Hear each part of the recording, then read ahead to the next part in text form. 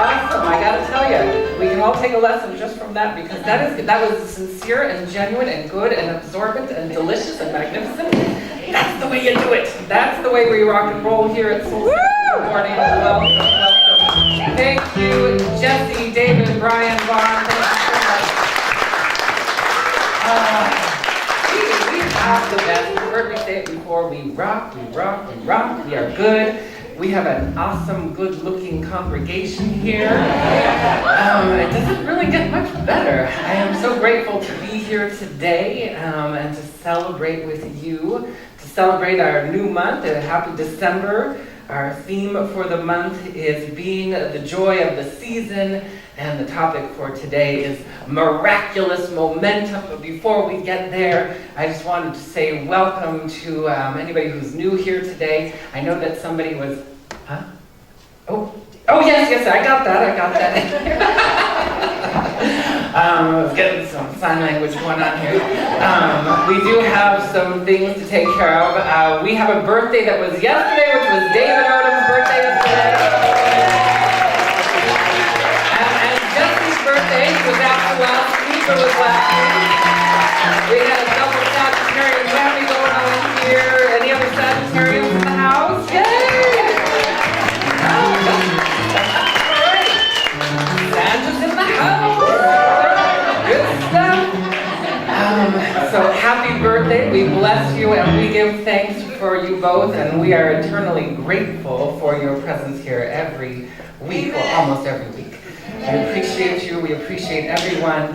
And as I was mentioning, we're here. We're Soul Center OC, part of the Agape Association of Communities, which means that we follow the truth teachings of, the new thought, which is that's our umbrella, that's our lineage. We come from the new thought lineage and traditions of truth teachings, which accept the golden thread of truth, the absolute truth, the capital T truth, found in all of the religions, whether it's Buddhism, Judaism, Christianity, Islam, Hinduism, shamanism. All of them have a golden thread. And yes, from time to time, for about as long as time has been around, there have been some distortions and some tweaks and some misunderstandings in all of those major religions, as was referred to in the reading by Marianne Williamson. And our job is to bring all of that into the truth and into the light, and to make sure that our temples, this temple, and as today is the first evening tonight of Hanukkah,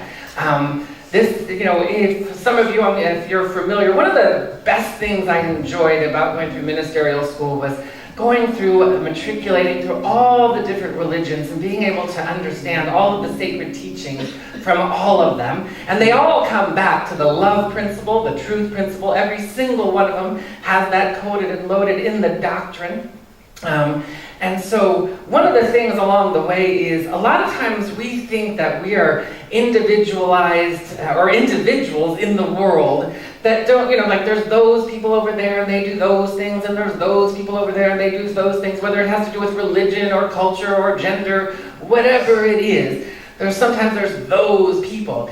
And what I find, and some of you have probably experienced this too, especially like when you travel, you get to go around the world and you get to see the beauty of cultures when you go into a different country or a different culture, and you get to learn about what is it behind this, where did this tradition come from? And when you start to understand that there are no those people, and especially when you think of some of the traditions that come up around the holiday time, this is a time that is supposed to be a cultivation of joy, the holidays, the holy days, but not everybody has that experience. For some people, this is a very trying time as we move from Thanksgiving through Hanukkah into Christmas. Sometimes it can be a little challenging. Our job is to cultivate the good and to cultivate the joy, thereby being the theme of the month.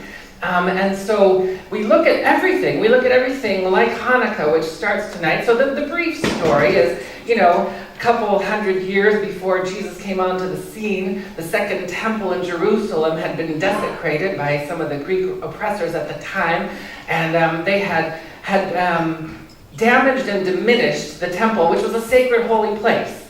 And so when the rise up came and the temple was taken back, it was taken and it was rededicated. That's what Hanukkah means. It means to dedicate, so there was a rededication of the temple, bringing it back to a sacred space and place. And the temple was to represent where the truth of God would reveal itself. And so our temple is this temple. Our temple is this as a collective, and our temple is this as an individual. And so as part of the theme of Hanukkah starting tonight, and the rest of the story goes is that when they had desecrated the temple, they had destroyed the oil that would light the menorah. And the menorah, which is the difference between the Hanukkah, which is what they light on Hanukkah, which is it's a menorah that is set up specifically for that holiday. And it honors, because the oil that was left in the temple for the menorah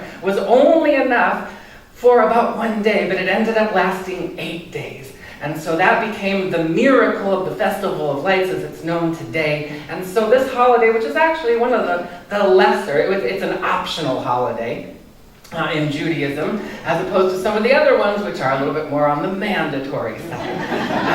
And so as an optional holiday, you can choose to remember it. And so it's just kind of nice to know where do these things come from.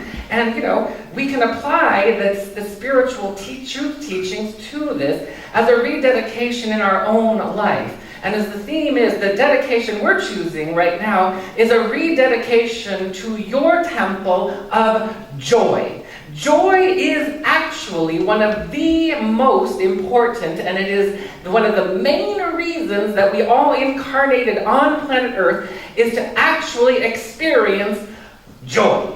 Joy is the byproduct of gratitude. It is the byproduct of love. It is the byproduct of living from a holy space. That is what the byproduct is. It's the byproduct, as Giovanna was talking about, of sacred seva. The byproduct of sacred seva or sacred service is joy. And we came here specifically, each and every one of us, whether you remember or you don't, we came here to have experiences and to let those experiences express joyfully. But a lot of us have lost that idea because we get mired down in sometimes what's referred to as linear momentum. Linear momentum, as Isaac Newton and his studies would have indicated, would show that there are certain causations, there's certain energies, and in the world of effects and the human experience, linear momentum travels across time and space, and generally it kind of moves in a forward fashion from the present to the future. And so linear momentum is a very boxed or limited experience. Miraculous momentum is when you allow yourself to come out of the linear and up into the divine, which is where we capture joy, because we capture these things. In time and space, we've been given the gift of free choice. All of us know that we have free will and we have free choice, and we get to choose what's going on in our lives. But most of us are making those choices from, we think we're making them from the conscious mind, when 90% of them are coming from the subconscious mind. If we were to move into miraculous momentum, that means our spiritual practice is a reflection of cultivating that on a regular basis. That means we're going to probably rededicate our temple on a regular basis. And just coincidentally, as we are getting ready to move forward into our 5th year anniversary coming up in January, there was just this little coincidence that happened where Jessica wanted to rededicate, not knowing anything at all about what I was going to be talking about today, rededicate our space. And so we did a little process where we rededicated it. And that's actually what a spiritual practice is. You rededicate yourself to a sacred practice of holy living on a regular basis. That means on a daily basis.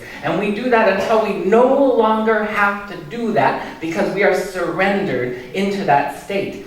And so as we kind of look at this, we start to realize that there's basically, aside from the experiences of joy in life and all that is what we are here to do, there's the healing component that we all have to go through that brings us to that joy. And most of us, we don't know, because a lot of what is lying in the subconscious of our cellular memory, and the subconscious of our cellular memory is where all of our past choices reside.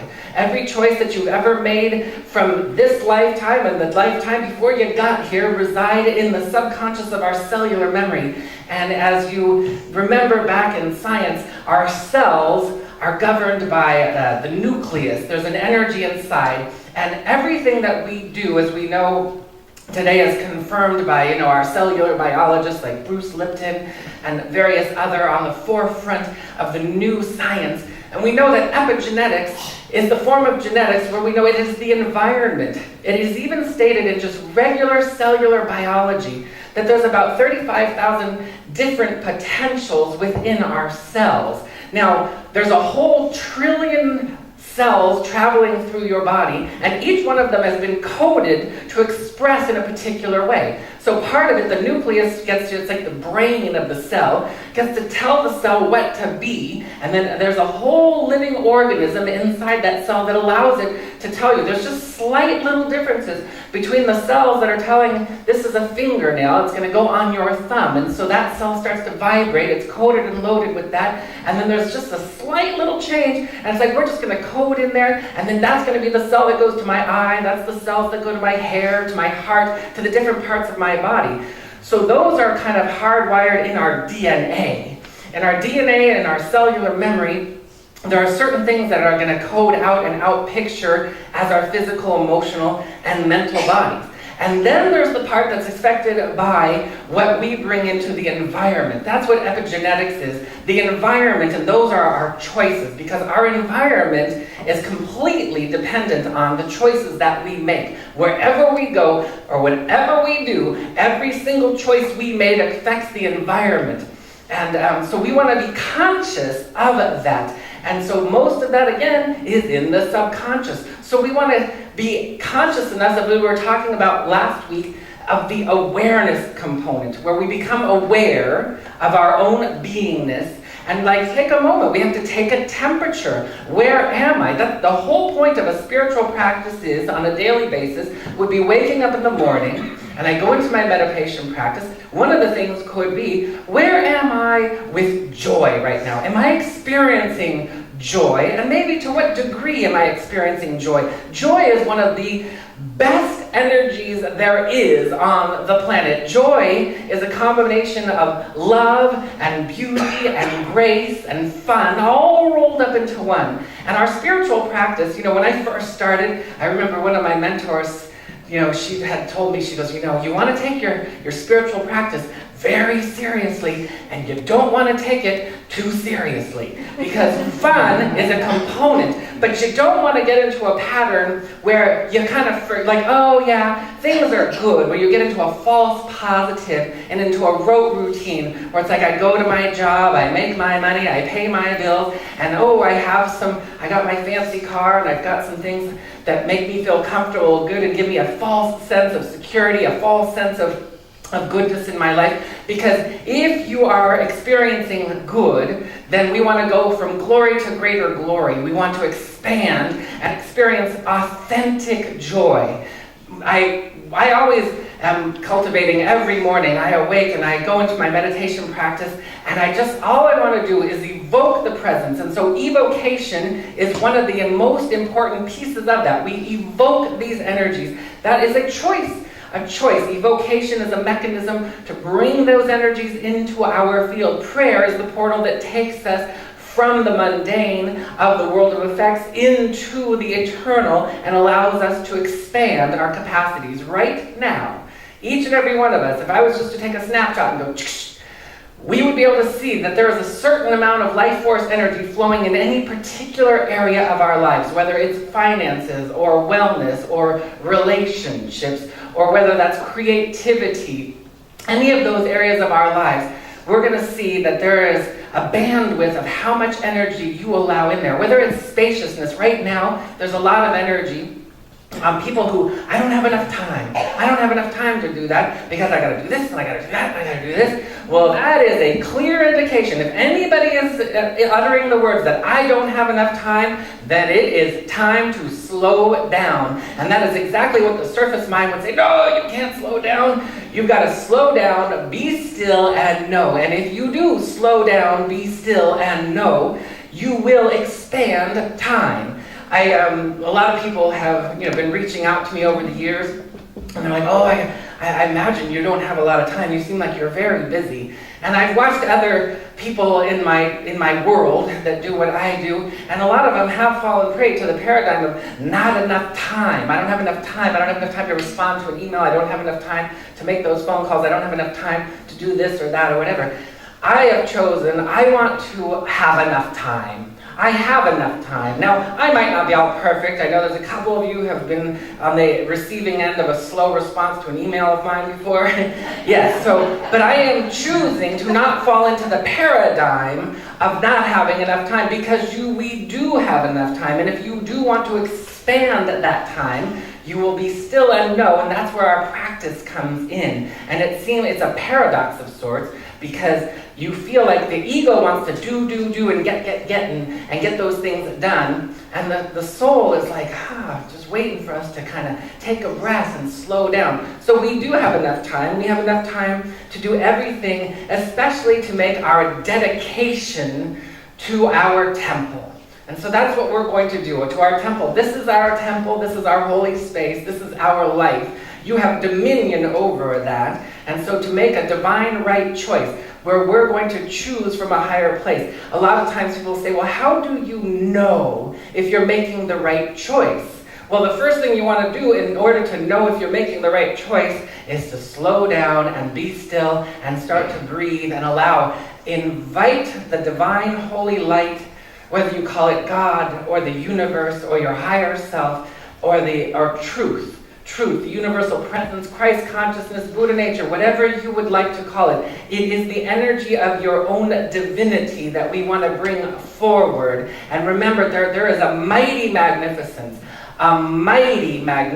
that indwells within each one of us, but we must access it. And when we're in linear momentum, we are not accessing that. We are allowing everything to repeat. We get on the hamster wheel and we repeat, I don't have enough time. Or maybe it's I don't have enough money. Or maybe it is the aspect of wellness. And remembering that there's two components when you're becoming aware. As we were talking last week about the awareness, there's the awareness and the acceptance of what's going on. But it's very important to know the difference between acceptance and acknowledgement.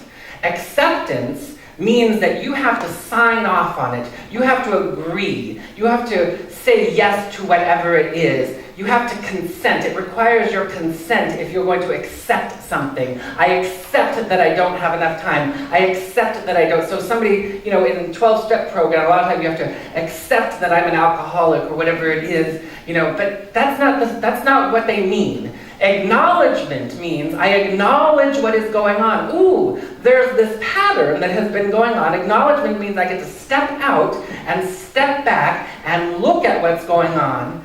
And then, what am I going to accept about that? I want to accept the truth about that. I will sign on that dotted line. There is no poverty in God. There is no illness in God. And it's the determination that we have by a rededication to our temple, rededicating ourselves. As I was sharing last week about the client I had who was expanding in his prosperity consciousness, and he waited till the 11.9th hour, till it was so dire that he was like, okay, well now I'll turn within. Now I'll turn out of linear momentum, which has been taking me down this rabbit hole into being evicted or possibly evicted or having to declare bankruptcy. And now I'm going to go for miraculous momentum, and I'm going to lift myself up and out of this situation. And it takes a little bit of spiritual moxie to do that, and to remember that when we acknowledge something, it's like, this is what has been happening. And what am I going to accept about it? I'm going to accept my divine birthright of prosperity, of more than enough time, of more than enough resources, of more than enough support. And so how we're going to apply that right now is also not getting caught in a story about a relationship with anybody. Because the other part of this equation is our connection to our soul family, our soul cluster, and the body of affairs. And we are not here to do this alone. We are to do this as a team. You have a team that is to support you, and your energy body goes out into your field of the body of affairs, and it mixes and merges and converges, and it is one with everything and everyone, most profoundly the part of our energy body known as our soul cluster. And so, where we're going to do two things is we're going to proclaim a rededication to joy, and we're going to unplug from any discord or disharmony or disrespect from any relationship that we have in our life, because we can acknowledge in a relationship that something might be off, but we are not going to accept it that way. We are going to accept it in a way. How do you want to know the relationship with so-and-so? So we're going to start there, and I'm just going to invite you to take a moment, and whether it's a relationship, whatever relationship comes to your mind right now, any relationship at all, friend, family member, spouse, whoever it is, it could be something that's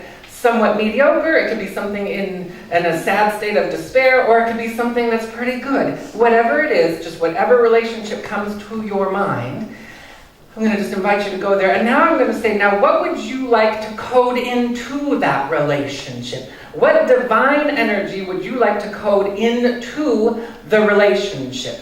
That could be more of an understanding, more of a deeper sense of compassion, more sensitivity, more divine cooperation.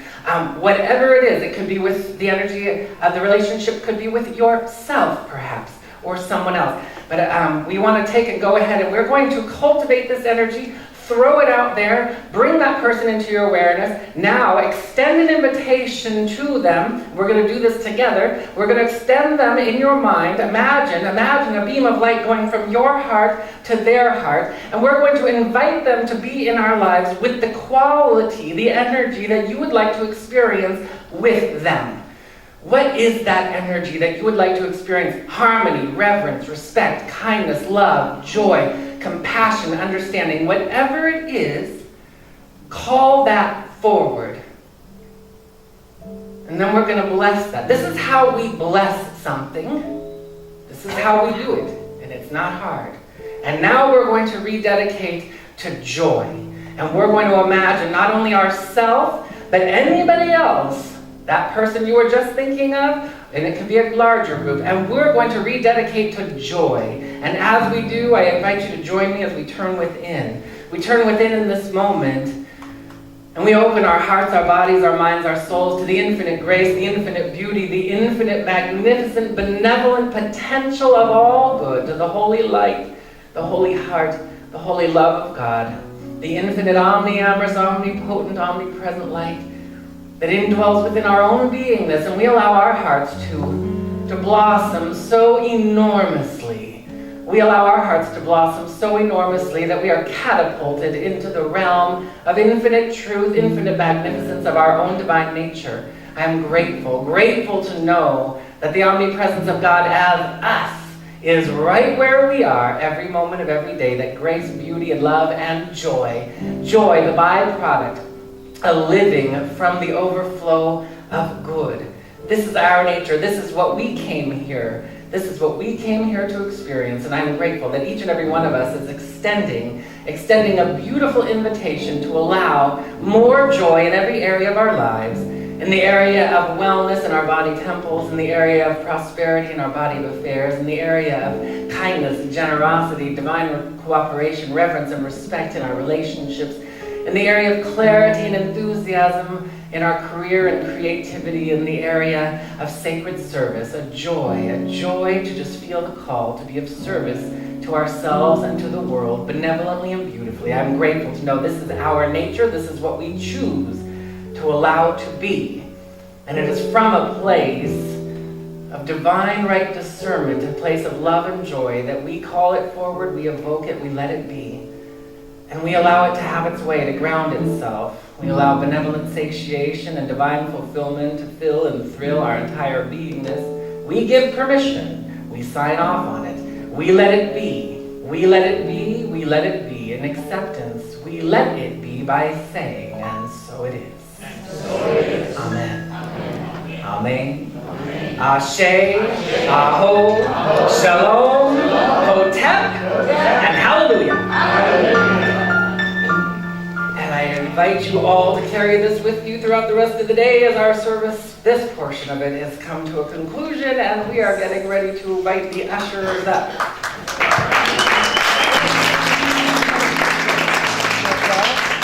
To participate in our conscious tithing and giving, and as always, as we have our beautiful ushers, as we prepare our tithes, we remember as we participate in the joy of circulation.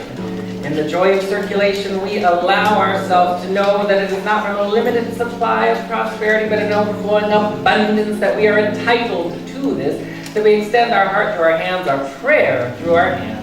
Remembering that as we have our hands in prayer position, we are opening to the intimate experience of that, and as we open them out like this, we are taking that prayer mudra and we are blessing it upon the world. We are blessing it upon this offering right here. So grateful to know that as we participate in giving from the overflow, we know that it is not from a limited supply, but from an abundant supply, that we give our offering, and we allow it to return to us minimally 100-fold. For this is the mandate, this is the dictate, this is what we have chosen to participate in, and we are allowing that to be as the ushers go forward, and we multiply.